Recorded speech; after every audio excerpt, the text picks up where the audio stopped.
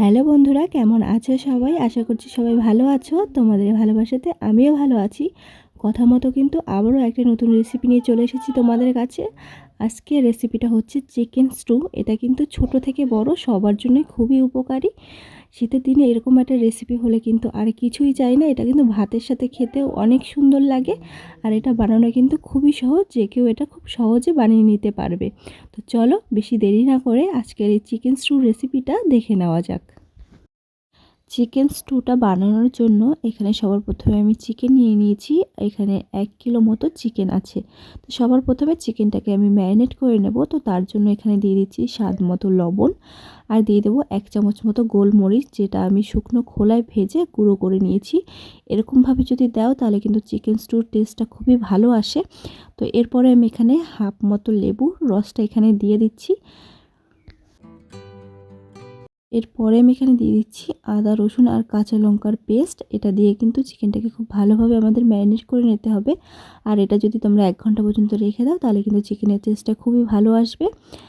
আর এখানে কিন্তু চিকেন স্টুটা বানানোর জন্য আমাদের হাড়যুক্ত মাংসটাই নিতে হবে, কারণ বোনলেস চিকেন নিলে কিন্তু স্টুটা ভালো আসবে না আর ততটা হেলদিও হবে না।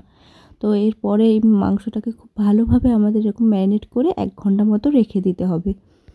যেহেতু এই চিকেন স্টুতে বেশি মশলা ব্যবহার করা যায় না, তো তার জন্য এরকমভাবে কম মশলা দিয়ে এটা কিন্তু মাখিয়ে কিছুক্ষণ রেখে দিতে হবে। তাহলে কিন্তু চিকেনের যে কাঁচা গন্ধটা আছে সেটা কিন্তু চলে যাবে।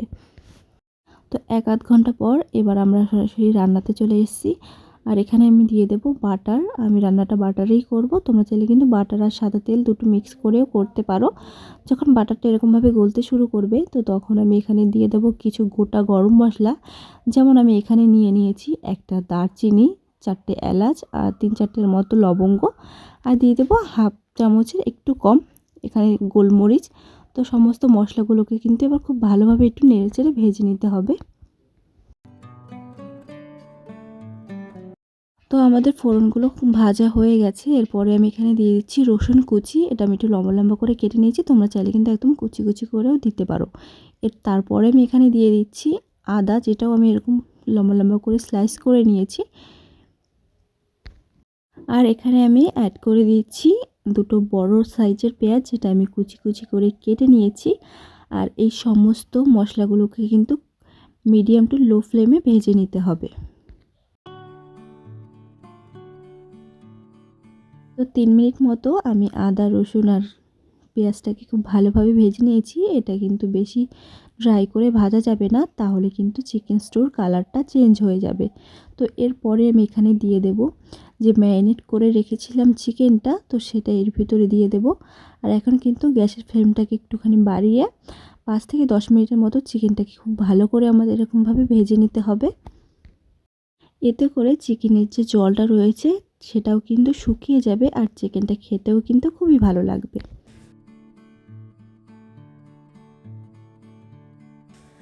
তো 6 থেকে 7 মিনিট মতো চিকেনটাকে কিন্তু খুব ভালোভাবে আমি ভেজে নিয়েছি। আর দেখো চিকেনের কালারটাও কিন্তু চেঞ্জ হয়ে গেছে। এইভাবে যদি তোমরা একটুখানি চিকেনটাকে ভালোভাবে ভেজে নাও তাহলে কিন্তু চিকেন স্টুর টেস্টটা কিন্তু খুবই ভালো আসবে। এরপরে আমি এখানে দিয়ে দেব কিছু সবজি। যেখানে আমি নিয়েছি পেঁপে, একটু লম্বা লম্বা করে আমি পেঁপেগুলো কেটে নিয়েছি বড় সাইজের। আর নিয়ে নিয়েছি গোল গোল করে কাটা গাজর, আর 3টে মতো আলু, আর 2টো মতো গোটা পেঁয়াজ। পেঁয়াজটা দিলে কিন্তু চিকেন স্টুটা খেতে খুবই ভালো লাগে।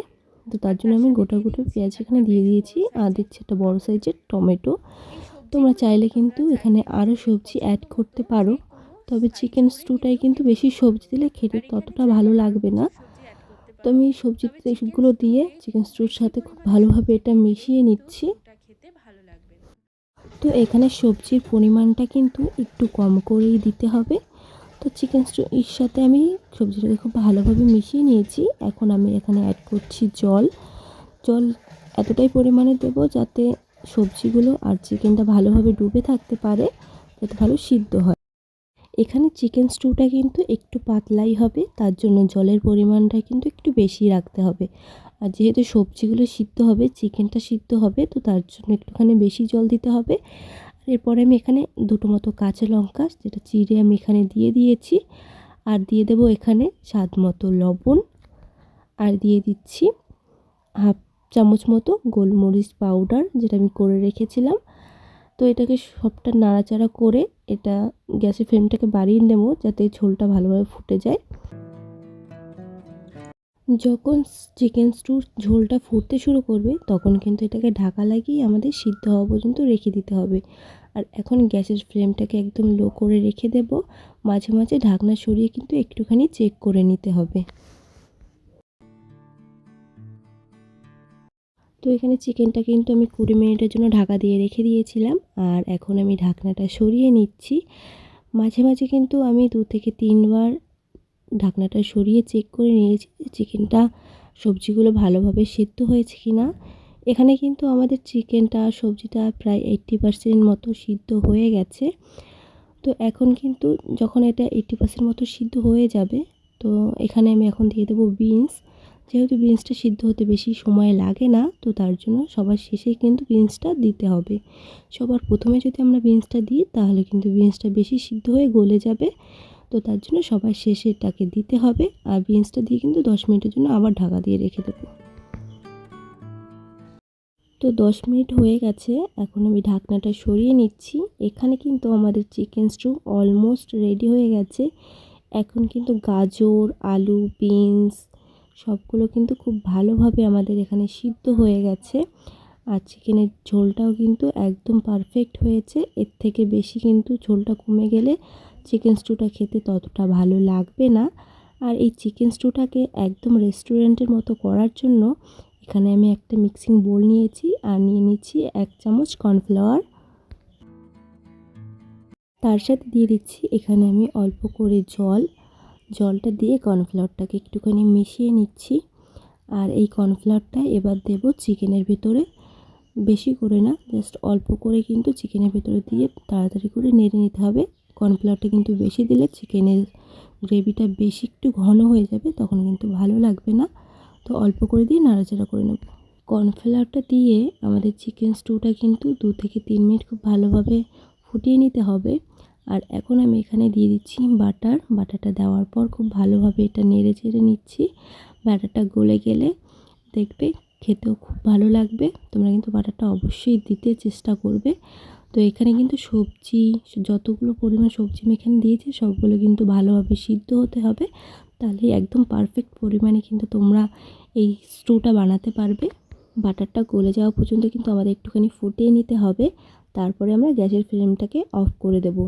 এখানে আমাদের চিকেন স্টুটা কিন্তু একদম পারফেক্ট পরিমাণে দেখো তৈরি হয়ে গেছে। এরা কিন্তু তোমরা রুটি বা ব্রেড, ভাত সবের সাথেই পরিবেশন করতে পারো। খেতে কিন্তু অসাধারণ লাগে।